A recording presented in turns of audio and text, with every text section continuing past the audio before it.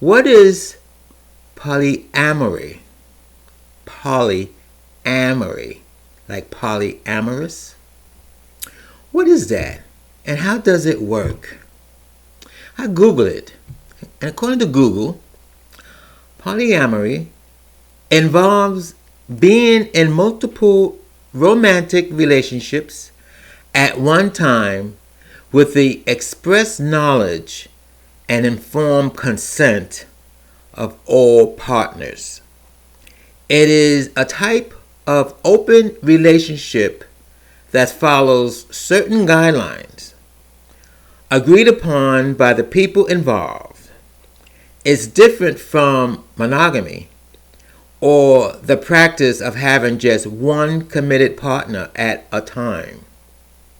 My name is Eric, and today I am going to talk about my manhunt experiences. Welcome to the craziness that lives inside my head.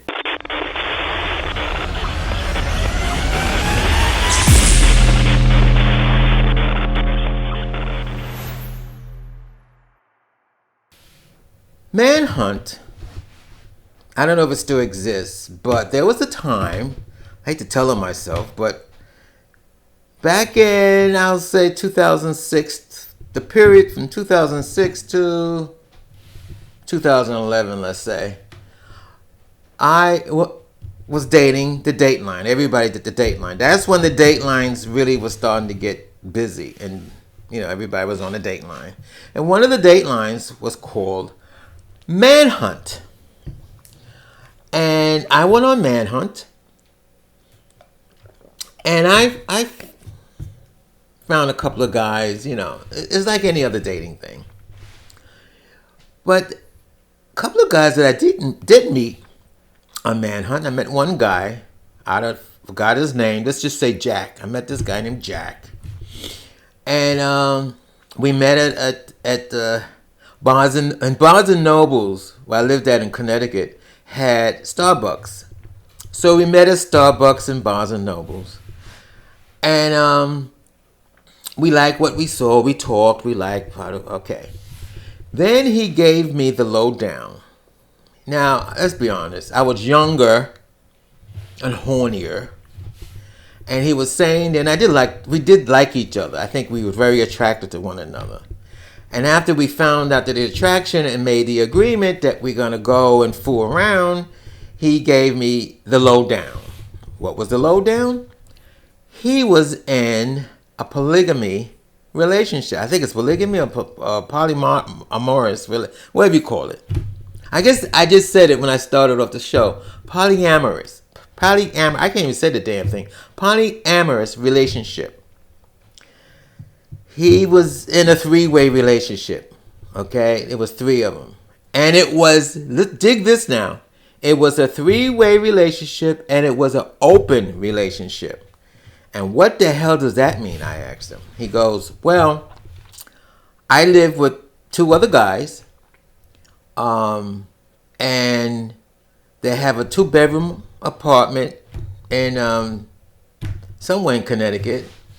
If I live in Naugatuck, they live 2 towns, not between Danbury and they live somewhere near Danbury at the time. And that's interesting because I live in Naugatuck. Naugatuck was a good 40 minutes from Naugatuck. And I was on his way to his. I had my car. He had his car because I got to follow him to his house. But anyway, before we left to go to his house, he says, "I'm in this relationship now." Listen to what I'm saying. What he's saying, he told me. I said, I'm in a relationship. I got an older guy, my older buddy. He's in his 70s. And he said he's living with his other buddy. He's in his 50s.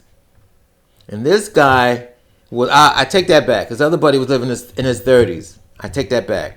Because he was definitely he was close to my age. So he was in his mid-40s, late 40s. Early 50s. And at the time, I was in my 60s. So he said that the way their relationship is set up, he has to bring me home if they approve of me that him and I could fool around. Because it's an open relationship. Okay? And I'm like, well, I'll be honest with you. My attitude, when you horny, I'm like, oh, whatever. I mean, let's go. I haven't had it in a long time. Let's go and get this over with because I got things to do. So anyway, I follow him home. And he also said that the way the relationship is set up, now that's one way the relationship is set up. He could bring anybody, either one could bring anybody home. But if they home, they have to approve the person that he likes before he can fool around with them. Okay, that's one part. The other part of that relationship that he was in, there's only 2 bedrooms. And the 2 guys sleeps, I guess the 30-year-old guy and sleep in one bedroom, and the 70-year-old guy sleep in the other bedroom. He goes between 2 bedrooms.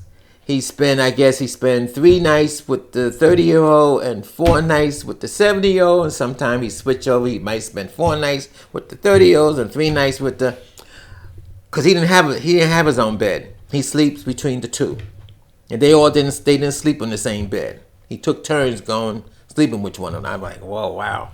So I guess when he told me that and then told me everything about the open relationship, I guess it's a relationship where this is how I took it at the time. He was committed to the 30-year-old and committed to the 70-year-old, where they were committed, let's say, and they both allowed him to have this open relationship, whoever he wants to have sex with. Okay, I get it. So we get to his place, and I'm gonna be honest with you. We get there. I did meet, sitting in the kitchen, because you had to come in through the kitchen, I did meet the 70-year-old guy. Now, mind you, I was in, I guess, my late 50s, early 60s, and I hate to be prejudiced, now that I'm in my 70s. Well, I wasn't interested in the 70-year-old guy. Which didn't bother, I wasn't going to, And the other guy was at work. So anyway, he went to the bedroom. We was going to use the bedroom of the 70-year-old guy. We want to use his bedroom. Okay. We get into the bedroom. I started to take my clothes off. He came back because he left me in the bedroom to take my clothes off. He went, I don't know where he went, to the bathroom, whatever. But he did come back and he says, I have to ask you a question. And I said, what's the question? He said that his 70-year-old partner wants to have sex with me. And I said, no. And then he tried to plead his case. Oh, come on, this sex with me. You're going to have sex with me. It's going to be a 3-way. And I said, no. I said, no disrespect. I like you. I don't like your partner. He doesn't do anything for me. And I said, no. So he went and told the partner no, right? So anyway, came back. We did our thing. I got dressed, And as we were leaving, his partner gave me this dirty look. Oh my God. What's that expression? If looks could kill? If looks could kill, I would have been dead on the spot. And I couldn't understand that. I'm like, well, just because he told me this. He told me. But what happened, to make a long story short, what I really think happened, he didn't tell me the right story. He said the 2 guys have to approve of him if he wants to have sex with anybody else. I don't think that 70-year-old guy approved it, and he must have did it without, because when he came back, he pleaded his case for me to have sex with that guy. I didn't want to have sex with him. I didn't come here to have sex with him. I came here to have sex with you. And anyway, that was one experience. I have many, but this dating thing, Manhunt. I met somebody else on Manhunt. Came to my house. Oh, they like me. We fooled around. Oh, you're great. You this. Oh my God. I'd like to see you again.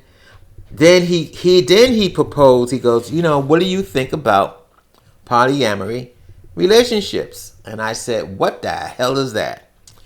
So he just made it simple. It's like a 3-way. I said, and not mind you, I said, well, it all depends.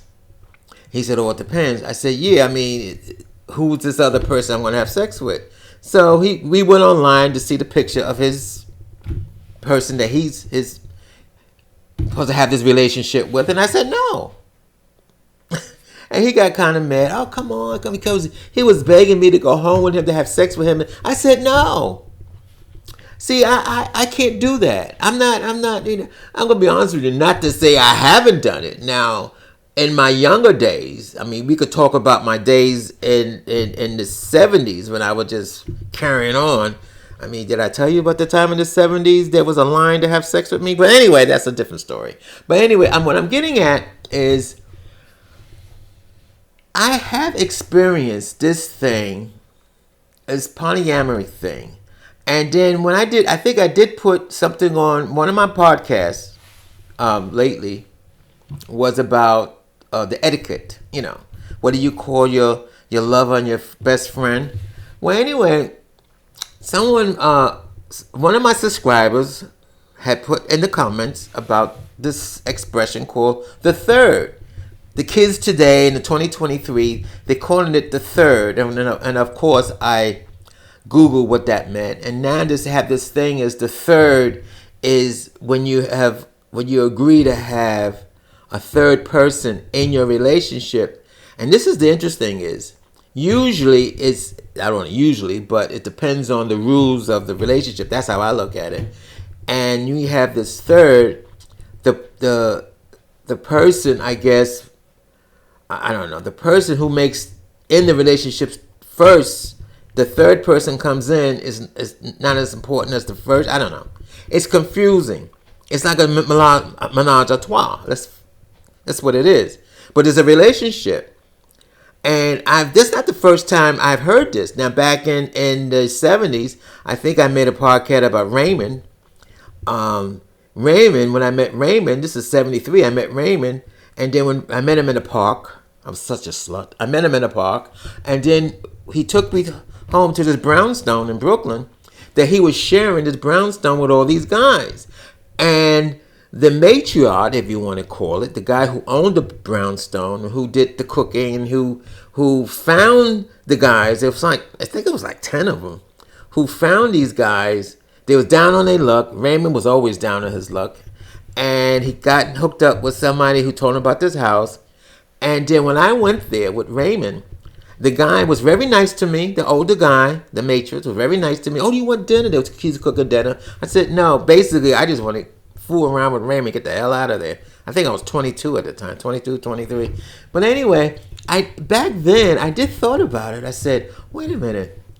He said this guy was like a benefactor, where guys who don't have, this is the matriarch, the old guy. And he was probably in his 70s at the time, in the 70s, where if you meet a guy who is down on his luck, he would take him into his brownstone, help him get on their feet and everything, and that's it. But when I'm sitting there, because they was trying to get me to have dinner with them, and I said no.